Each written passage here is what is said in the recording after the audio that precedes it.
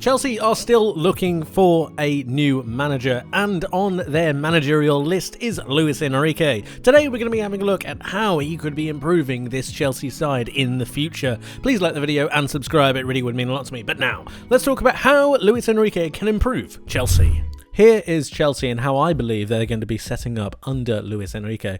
We have them set up in a 4-3-3. The system is going to need to change 4-1. They can't be playing 5 at the back anymore. It needs to be a 4, and we also need to be looking at a 3-man midfield. That is going to be absolutely crucial. You'll see why I have 2 players here highlighted as question marks a little bit later, but let's go through the team. Reece James obviously will keep his spot. Wesley Fofana will stay as a centre-back, and so will Badia Shield. These 2 are extremely important because you need them to keep the ball. They need to be good with the ball at their feet, and they actually are. They also have pace, and if you work on their positioning a little bit better, you can see them really starting to hone their game. They're both very young, so let's give them time. Kepa in goal and Ben Chilwell out on this left-hand side.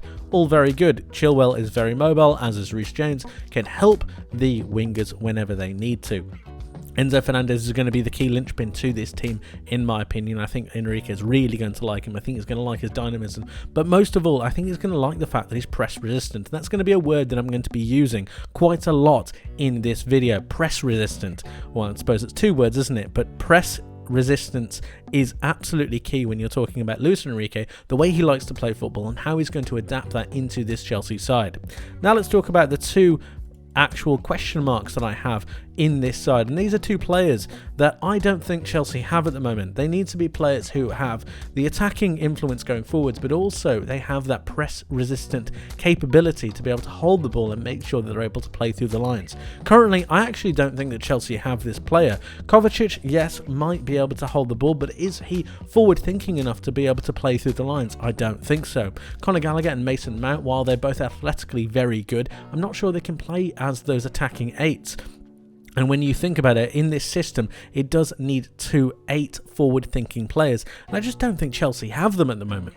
Madueke and Mudryk are going to be 2 main wingers. They're both fast, they're both pacey, they're good with the ball at their feet, and that's why I think they make this system. They can spread the play and hold out wide, allowing the 2 central midfielders to be able to do their business. Then you have Joao Felix, who I think should stay at Chelsea. It's going to cost him a lot of money, but I do think that he would fit into a Luis Enrique system better than a Romelu Lukaku, better than an Aubameyang, and better than an out-and-out striker. If you get him in certain positions, specifically the ones where we're going to be talking about here, in the middle of the box, in the middle of the 6-yard area, I think Felix can convert more often than not. I just don't think the system that they're currently playing is to his strengths. But how are Chelsea going to go forwards? And this is the next question that we need to ask ourselves. When you think about a Luis Enrique system, you think about being press resistant, you think about ball retention, you think about playing through the lines and making sure that these 2 central attacking midfielders are able to do their business. And what that means is that when Chelsea go forwards, they go forwards together, as a unit, as a group, and that is extremely important. Madueke is going to be holding his width, as is Mykhailo Mudryk. They're both good with the ball at their feet, which means that they're going to be able to drag players over them. When this happens, the entire team is going to move forwards, and it's going to be through a sequence of passes. You're going to be seeing these players here, these 2 central midfielders, who I'm going to move into these positions now, be able to support the wingers in any kind of passing action they require. You're going to have the centre-backs move up, and then you're going to have the full-backs really support those wingers as well. Overlaps are possible, yes, but they're not going to be the main thing. They're going to be supporting in terms of passing lanes. So if Mudryk needs to, he can pass back here, or he can pass over here. It's going to be extremely important to keep the ball moving, keep the ball retained in possession of this Chelsea side, and that's why these 2 players, again, are so incredibly important. When they're attacking, going down the wings and making sure that they're occupying these particular spaces is incredibly important. Talking about these here, the half spaces, almost in between the left back and the centre back, or the right back and the centre back. If you get them into these positions, I'll move Mudryk here, I'll move Madueke here. And they're incredibly important because when you need to, you can have the ball passed into the back, pass close, or even pass out to the edge of the area where one of these players will be able to be holding. And this also means that they're able to recycle possession if it ever doesn't happen for them. If it ever doesn't work out, you can have their play really start to pin the opposition in and dictate where the ball is going and how fast it's going to be coming at them. These two players are incredibly key, incredibly crucial in the way this happens. And then you have Fofana and Badiashile who are able to just retain possession and make sure that the passing lanes through Enzo Fernandez is always going to be there. It's incredibly important that Fernandez has the license to be able to do what he wants and has the license to be able to switch out the play, which is going to be incredibly key in both making sure that you're able to capitalize over transition, make sure you're able to capitalize over overloads on certain areas, and that's where you're going to find a lot of your joy.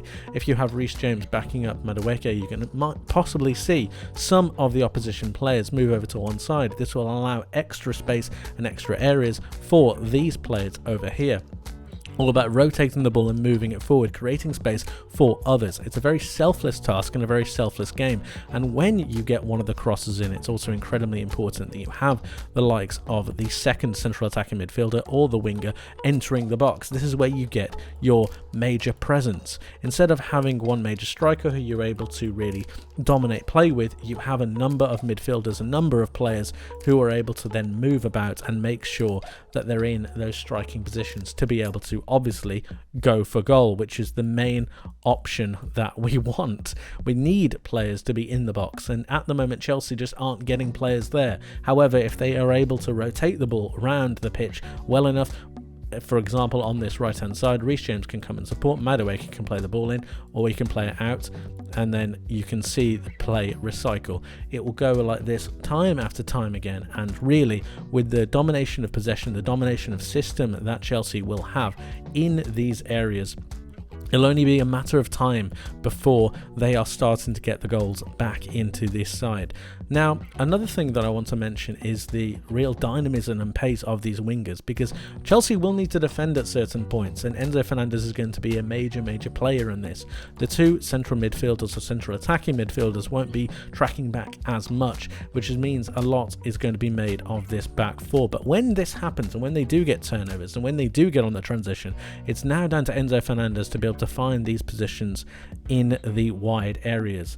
These ones that I'm highlighting for you right here on the wing, and it's going to be incredibly important with both Madueke's pace and Mudrik's pace and their ability on the ball to be able to retain possession, to be able to make the most of these transitional plays. Don't get me wrong, just because Chelsea will be a possession-orientated side does not mean that they cannot also benefit from a movement in transition, a counter-attack, or a break of the lines. They absolutely can, and that's why Felix will be in the centre of the park to be able to assist with this. He's very fast and he's good with the ball at his feet.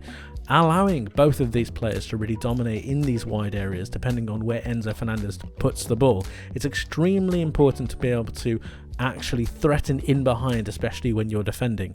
And it's this directness that also comes from the way that Luis Enrique looks at this system. It's not just about possession. He doesn't just want to hold the ball. He is also able to get his players into these direct lines, into these positions very quickly. That's what makes it so refreshing. But it's also the system, and that's so crucial, so key. The system is the most important thing, and that's why I'm going to put one last bit of emphasis on these two players who I don't believe Chelsea have at the moment. These two players are absolutely key in creating the system that Luis Enrique will need to have in this Chelsea side. It's all about the system, not about the players. At the moment, I think it's too much about the players and not enough about the system, but that will change. It's going to take some time. It's going to take a lot of chopping and changing. I think a lot of casualties will be had in this Chelsea side. You'll see a lot of people go out of the window. You'll see a lot of people leaving, a lot of players possibly being unhappy, but it's all about creating the correct team with the correct system and the correct style of play to be able to get the job done. And I do think that Luis Enrique will have a tremendous time at Chelsea if he's able to implement what he wants. That's it for today, guys. Thank you ever so much for watching. I hope you enjoyed. If you did, please leave the video with a like and subscribe if you haven't, for more content like this coming very soon. Make sure you let me know your thoughts in the comment section below as well on Luis Enrique and whether you think he would be a good fit for Chelsea. If you enjoy this video and you'd like to see more, then please do check out my channel where I have plenty more for you to see, including a video on how Julian Nagelsmann might be able to improve this current Chelsea group. So if you're interested in Chelsea, it might be one to check out. But like I said, that's it from me for today. Thank you ever so much for watching. I hope you have a wonderful rest of your day. I hope you have a wonderful rest of your week. And I hope to see you in the next one. But until then, my friends, take care of yourselves and bye-bye.